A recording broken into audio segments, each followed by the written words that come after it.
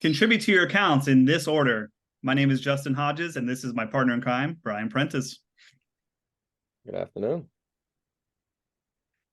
Brian, kick us off, man. What are we going to do here first? We have a kind of an order of operations we built out here for you guys, and everyone's scenario is unique, obviously, and different. But we want to give you a general guideline of what to do first and how to get started. Yes. We keep a general guideline. There's 5 items that we would look into order. You start filling the buckets, and as they pour over, you reach into funding other options. We normally would state that obviously don't leave free money on the table. So if you have options to a 401k and the employer is going to give you a match, you definitely start that. Yes, and we should also do an emergency fund. Habit of savings is very important, so keep that rolling. The next up would be, if eligible, maximizing the tax savings and the long-term growth option with an HSA.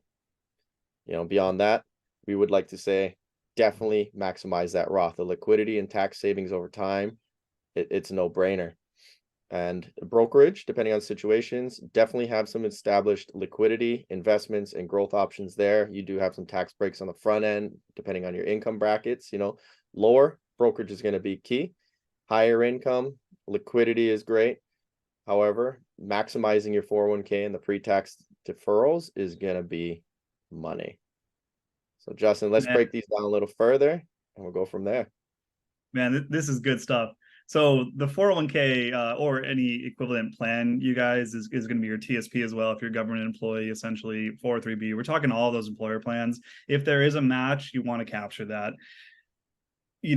Cash is important to have on hand, obviously, too. So that's why we were mentioning have your emergency fund kind of set up as well, too. And everyone's emergency fund is different. Just to give you a ballpark, I would typically say 3, maybe 6 months of your rent or mortgage is a good dollar amount to have in the bank. But I'm right there with you. Let's really get that match. If I'm running a little skinny in the bank, even too, I'd rather have that free money myself. Mm-hmm. Yeah, definitely. I mean, if someone's going to offer you money to put away some, why would we not take it? And a cool little thought on a 3 to 6 month rule we usually state is, you want to have liquidity to cover expenses, your baseline essential expenses. I got a shelter, I got food, I got water and electric, right? 3 to 6 months. And I would look at this. 3 months is a great enough amount of time to maybe replace your income or find a new job. 6 months, you can actually go and choose where you want to work. A little longer time period. Think in this environment where employers are hiring heavily, that does still hold true. 3 months of float to find, 6 months to then select. Yeah, you're right. And just a couple other things to note on that too as well. While we don't encourage using 401k loans for emergencies, there's typically that feature inside of most plans we see out there. Or if you become unemployed for some reason and you're a W-2 employee, there is unemployment insurance, and that'll usually run you 4, 5, 6 months, to get you through for your cash flow as well too. So Right. capture that And match. then Justin too, you think there is any ways like I mean, I do some different practices with folks that have means and good steady income. Maybe emergency funds aren't an option quite yet. Are there ways that you can have liquidity? Maybe like lines of credit, credit cards, anything like that can also buffer you for emergency funds. And then which would you tap into first? Yeah, you're right. I mean, credit cards there's ways to do it the correct way and then the incorrect way, but essentially a credit card does buy you about 30 days, right, to float on before it needs to be paid down or paid off for that interest starts accruing. So you have that. You have any lines of credit essentially you've pulled, either secured or unsecured. If you're more advanced in your progress here, we're talking you might have a HELOC on your property. Yeah, there are ways to do this essentially. Yeah, we're probably not going too much detail, keep higher level of where to fund, though, we have in the parentheses, emergency funds definitely have established we do need cash. So there are ways of having standby cash, maybe not your own. Personal lines of credit, HELOCs possibilities there to give you a longer buy period so that you can maximize tax savings with the 401ks and the match. Now, There's a the next reason. one is the HSA and eligibility. Why would you want to use an HSA to begin with? Like, what is the benefit of having one of those? And what is an HSA to begin with? I love these things. And what it means is health savings account. We'll break that acronym down for you guys. I love them because they're so tax advantage. They're even competitive with the Roth in a lot of ways. It's hard to again stack against each other there, but essentially you put money into an HSA. There's no income limit or cap on it. So if you're a high earner, you can max that sucker out and it'll reduce your taxable income. So it's a great tax planning tool for right now. And then the goal of it is actually to pay your medical expenses out of pocket still. Keep that HSA invested because it can be invested just like any other account. And that defers your taxes. And then time travel to the future, when you actually need to use your HSA for any qualified medical expense, and that list is pretty extensive, it comes out tax-free, either as a reimbursement or as a real-time cost. It's a crazy good account. Yeah, it's kind of like self-funding, like your future medical expenses, right? Um, and I like the analogy of it's very much like a Roth. You know, it's you paid your taxes, you get to put it away and not pay taxes again. The HSA is actually not subject to, you have a deduction towards your Social Security, Medicare contributions as well as federal and state. So a little bit more longer savings on the input side of that than you would on the Roth. This one, you don't pay the taxes on any of those fronts, and you defer it and grow it like a Roth. And when you take it out, kind of like a Roth for medical. And I know some people are thinking, well, what if I don't have medical expenses? You know, I can use it all. Did I lose it? The answer is no. You can currently you can roll it over or transfer it one time into your IRA. So someone inherits it. If you can't use it still, regardless, it becomes an estate planning tool. Someone does inherit this money. And that's where it's way different than what's called an FSA or flex savings account. Yeah, no, use it or lose it. It's a carry on, a possible legacy item. Odds are when you're older, you're definitely going to have some medical expenses. It would be great to have that pool of cash. You'd always have it tax free. I'd hate tapping into my, 401k that I've amassed into millions of dollars and then, Right. having to pay Uncle Sam twice over just to pay for my bills. One thing to note, I mentioned you actually want to max this HSA out, invest it, not touch it. You want to pay for your medical expenses out of pocket. A couple of reasons for that. You can itemize it on your taxes if you are itemizing, but keep your receipt, either a digitized version or the actual paper. That's the best process right now that exists, but you can reimburse yourself at any point in the future using that HSA money. Yes. Pretty cool. Yes. All right, let's And talk if Roth. you're having current medical expenses, we were saying HSA versus FSA. If you have planned medical expenses, go ahead and fund the FSA. That's a great one. You have it fixed, you can budget for it, put it aside, take all the front end tax breaks, use it. HSA, more for the future growth and the great tax advantages of it. Now we get past all that complexity one. Let's just go back to the one that most will know. We got with the Roth IRA, right? And we should maximize that, you think? Yeah. Yes. Yes, 100%. I love this because it is number one. A lot of people ask, well, is it liquid or is it kind of there until retirement, like my 401k would be, or other things too? And the answer is it is almost fully liquid. The only thing you cannot touch is your growth before age 59 and a half. So that's still, like, again, your principal, because you've already paid tax on your principal in the Roth, is accessible. But I'm telling you, once So you no invest double it, taxation on what you put in, yeah. yeah, and you're not going to want to touch it once it's invested, honestly, because once that year passes, you can put in your max contribution for the year. You can't go back and double up for years ago when you did not max it. So there's a finite amount of earning years you can put into that Roth. And so it's kind of sacred once it's there, but sure, you can touch it if an emergency presents itself. Yeah. Yeah, or you have great opportunities. It's just another layer of accessibility. As we say, what you fund and where you take from. There's orders on both. And Right. that Roth IRA, when you're just like, hey, I'm not paying taxes anymore, you kind of don't want to have to touch it. You don't get to put your shelters back in twice over. Once you pulled it out, it's pretty much going to be out at that point. And the amount of wealth you can create with the Roth is amazing. And as a legacy vehicle too, like if you were going to have a lot of money saved up and you were to pass away and hand it over, you want to leave something that's going to end up getting taxed like crazy or something tax free. So it's good for you. It's good for your future. And definitely if you have, heirs and folks that you want to make an impact towards, this would be a great vehicle to pass on. It truly is. We can do the math on this. If you max it out over your career, 20, 30 years of working, this, just picture this being probably pretty close to $1 million account at some point, and you're able to withdraw, using just 4% a year, let's say, for that safe withdrawal rate. $40,000 a year tax free. That's an incredible vehicle that reduces a lot of the future tax risk that we all have, of course, which is what's the IRS going to do with taxes? They always change it. So you do have tax risk when it comes to planning here, and this, having the Roth kind of counteracts that in the future, because it does not matter what the future tax rate is. You've chosen to pay tax on that principal right now, and then the growth over time is tax free. It's really a great account type, and So it's to do a relatively quick new. case study, say I'm making 60K, right? Would I use a Roth or an IRA first? I would still go Roth. A lot of this is based on your state you live into as well, if you're trying to really reduce down your state income tax. But I'm almost always going with a Roth there, especially if you're younger and you have more earning years too as well, for this thing to compound. Because compounding is beautiful. It's even more beautiful when it's tax-free inside of a Roth. Right. So maybe lower bracket today. I mean, definitely with the sunsetting rules. We won't go into all of that, but we have one more year of lower margins for sure. We'll see where it goes from there.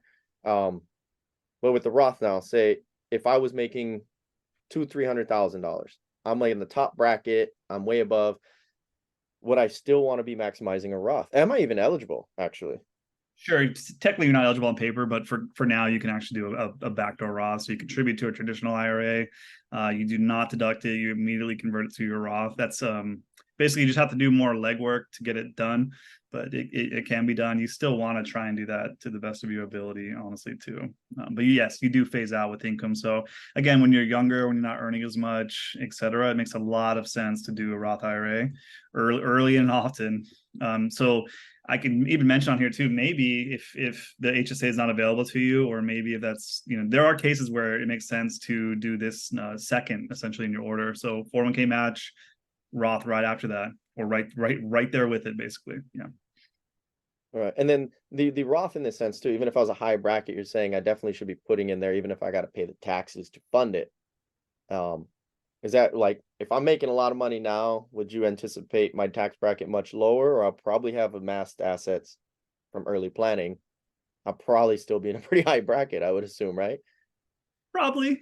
There is a point here when you really start to take your finances to the next level, and you're on here, which will complete these steps. When you start to max that 401k out through work, it actually creates tax savings for you, and that tax savings dollar amount is almost equivalent to the current max Roth.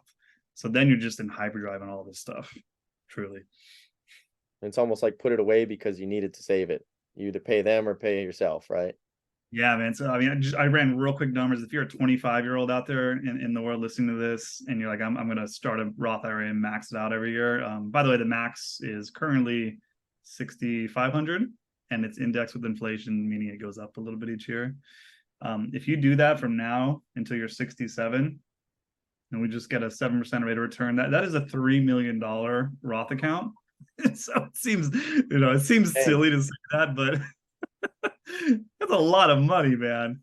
And We mentioned like 40,000 a year, but I guess if it's like 3 million, you're getting like 120K a year. Probably not yeah, touching the account at that point. actually, with no future tax risk, essentially, it's ingenious. And so 6,500 a year right now is a little over $500 a month. So you stick to that, you automate it, you let it rip for that time. You can be truly rewarded over time with that. So even if you can't do the max right now too, it's okay. Just get started, get something going on it. But yeah, aim to max it. It's And a then great next on the account. list you had after the Roth, the brokerage. Brokerage. It sounds like an investment account, something of growth orientation. Though, why else would we want to have the brokerage start getting funded at that point once we fulfill the Roth? So brokerage is going to create some planning opportunities for us. So it's going to create a lot of flexibility too. And there's a totally different tax code here with these things too as well. So it gives us a ton of tax flexibility across the board, for you. There's some really neat estate planning tips and tricks tucked inside of that, I'll tell you. And then it's kind of like this is not a retirement account, so that it is accessible. If the goal is to build this thing up and maybe use it as a down payment for your first home, for an emergency, for a home renovation, there's ways to either to get to it that way, or to borrow against it even too, and not pay any tax. So let's where do you want to start? on this one. There's no dollar amount contribution either. So this is, I like to tell clients this is a great account to start shoving just a little bit into it, either monthly and automated, or it's there for those, like, say you win the lottery, great. You got to shove it all in there. Don't go blow it. It's great for any kind of lump sums that may come from selling assets or a business or just whatever. Inheritance is another one I see kind of using. We plug some into that too. But yeah, I mean, it's such a unique account type, and it really is, I'd say, pretty favorable on the tax front too as well. Not only for yourself, but I'd say it's very favorable for your beneficiaries too as a legacy. Yeah, I think too, when you start funding these brokerage accounts, knowing that it's flexible, accessible, obviously there's some tax things that you got to be aware of, implications, opportunities, ways of leveraging, ways to pass it upon. It does get complex. However, working with somebody or doing your research, you can definitely leverage all great things within it. The amount of how much you put in there, I mean, same thing. You're pouring into a bucket and it flows over into the next. So how much would you be allowed at this point to put into the brokerage? I think on a behavioral standpoint, the brokerage is one of those vehicles that give you opportunities. Like when the boss tells you you need to come in on Saturday, your mindset's gonna be a little different. Like, yo, I got money in the bank. I got some investments. You might tell them I got plans, right? I used to call these an FU account in a sense. When the boss tells you come in on Saturday and you're like, I have plans, right? A little bit of FU. Though it's more of an opportunity and powerful vehicle for that sense. And in doing it in the right way, tax wise, great. Accessibility, growth, legacy. It's a great one. And it can also be very easy to work with. You have more investment options and ways of investing than you would in the retirement accounts. Anything that give you great tax benefits usually don't let you do a lot of the other cool things. Right. We can go into those another day. So just It's so important to have this, so remember, there's ordinary income basically out there in the world. That's kind of what you make. That's what you pay in taxes on your job, essentially. That's what your 401ks or traditional IRAs will be taxed out on the way back out too. The Roth we mentioned comes out tax free in the back end. And then the brokerage account is long-term capital gains, which has its own brackets totally entirely. So, and those are shifting too on us, right? And we don't know where they'll be. And when they change the rules, that can change as well. Now, if I was a really low tax bracket and I was doing the Roth, I pay very low and I can grow tax free. Now, is there like kind of a sweet spot? I know that there's a sweet spot where brokerage and long term, if your income is low enough on paper, you're actually kind of tax free in this liquid vehicle as well.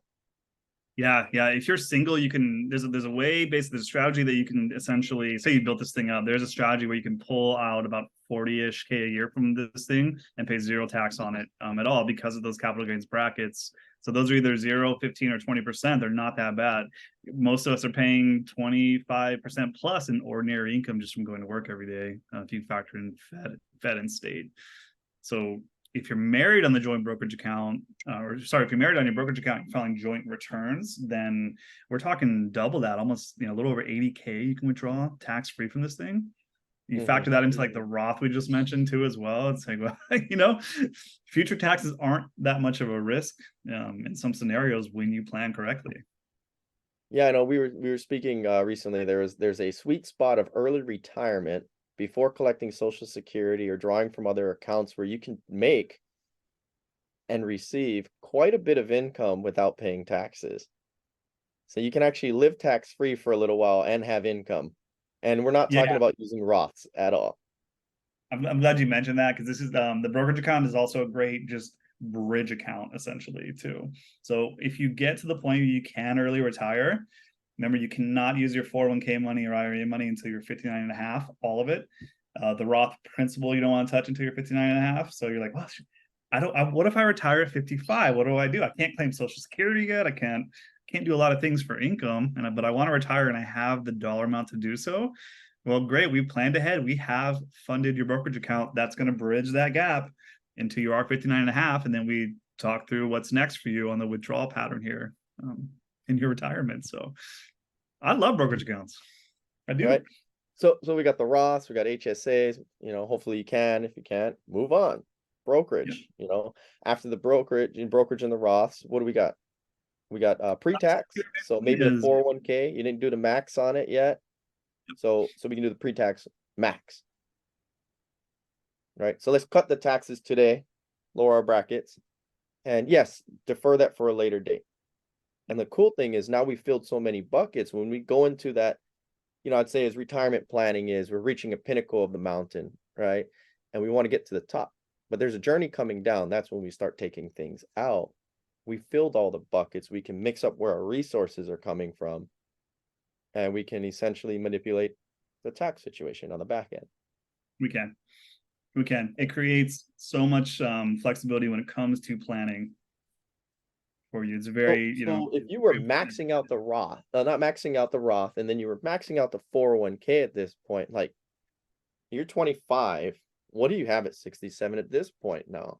Give me a sec. Let me run that math. I would, I would guess that you're probably doing all right. This is a couple commas, right? Is that what we're looking at here? So what's the average income these days? Maybe 80K a year or so in the country. Let's just kind of go on that. Yeah, we use a case scenario of you're making 80,000. I'm gonna maximize your 401k. Say you get like 3% maybe on a 401k. Yeah, we'll take a 3% match in this case. And you're maxing out your Roth. So we know by the age of 67, and by the way, I'm using 67 because that is the average retirement age in the country.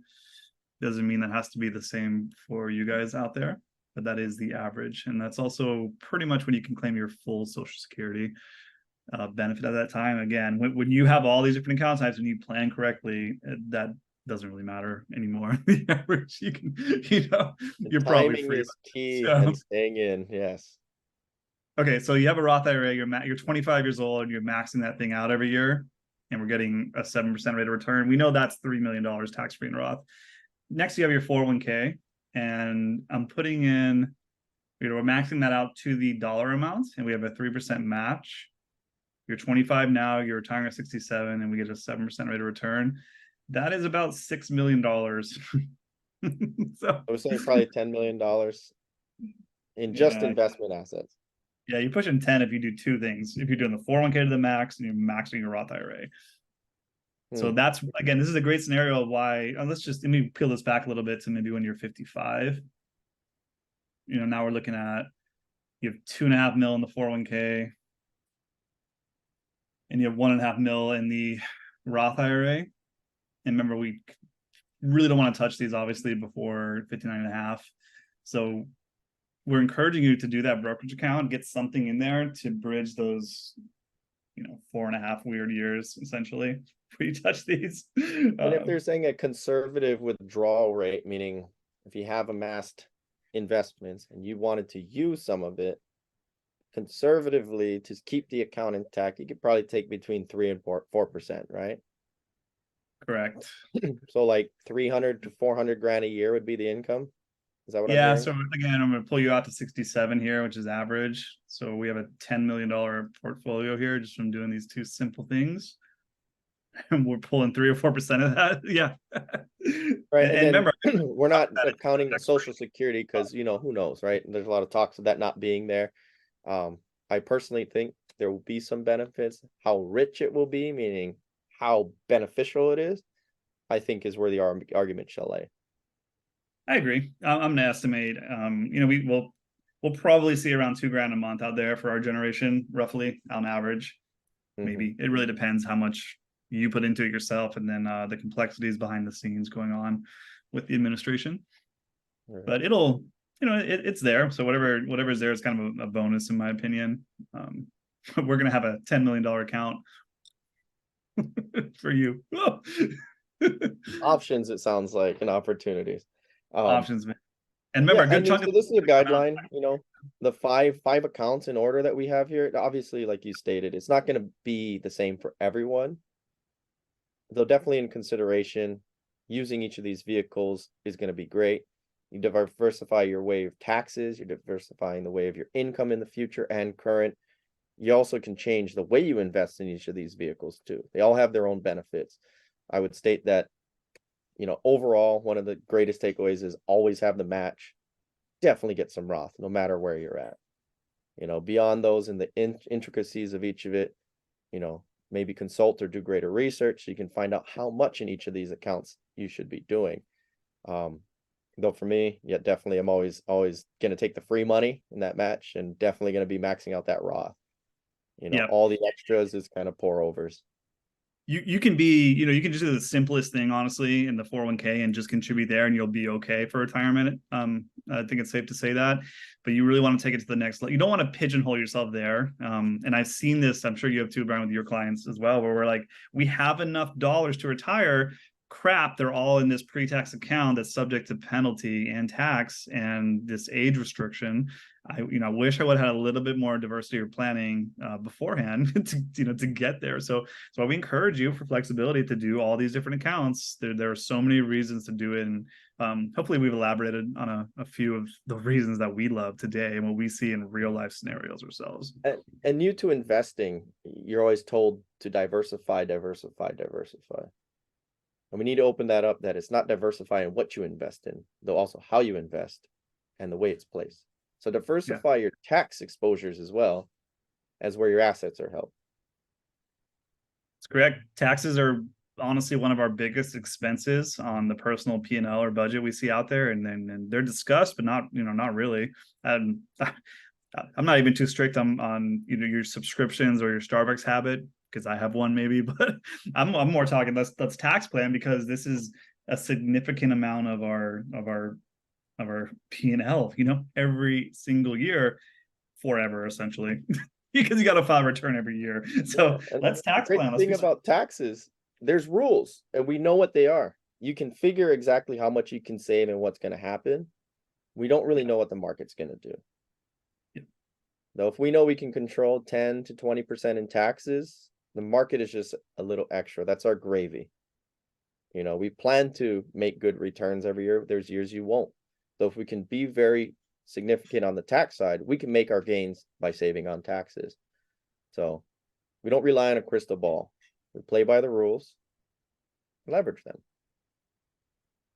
At the end of the day, I don't like paying extra taxes, but we're going to spread it across the field. Mitigate that risk, man. Diversify your taxes. It's not talked about enough. Yeah, I mean, I like saving a lot on taxes and doing the pre-tax option too. Maybe you're saving 30, 40%. That you get to put away 10 grand. And if you wanted it in your pocket, you would have only saw 6. But you do that for a few years. And then something comes up like an opportunity to buy a good property. But you got to take a huge distribution from there. So yeah, you deferred the 40%, but you're a good income earner. And then you take a huge lump sum out of it. You're not only just going to pay the income tax rate now that got bumped up on your income, which is maybe 40 plus your state plus penalties because you're young. So now you saved maybe 40% up front, but you got to pay 60% to get it back out. Yeah. So spread it around is always tax planning never stops. Get used to it now. It is not stopping. You need to be doing it, now, somewhere in the middle, all the way through your retirement. Yeah, and you said what? Planning, not tax plan. So it sounds like it's an ongoing thing. It's definitely 100% ongoing. For as long as the IRS makes us all, file a return yearly, do tax planning. Oh, yes. And like we said too, disclosure, this isn't the same for everyone, and every case is a little different. So if you have any questions you want to ask that pertain to you, reach out. We love to have a little activity and be able to answer any specific cases, give better guidance that may fit for you, because you may say, hey, I'm not doing this, or you had guidance in a different manner. You were told to do something a certain way. Your story may be different. We would just want to understand it. So, work with an advisor, work with the right individuals who do this day in, day out. Just remember, when you're planning for retirement and planning for taxes, you really only got one shot at it. You can climb the mountain and that's great, but what do you do on the way down? But getting there is also a task. So we got to plan all the way through. And you don't get to just stay on the top of the mountain. You don't. Slide down that thing.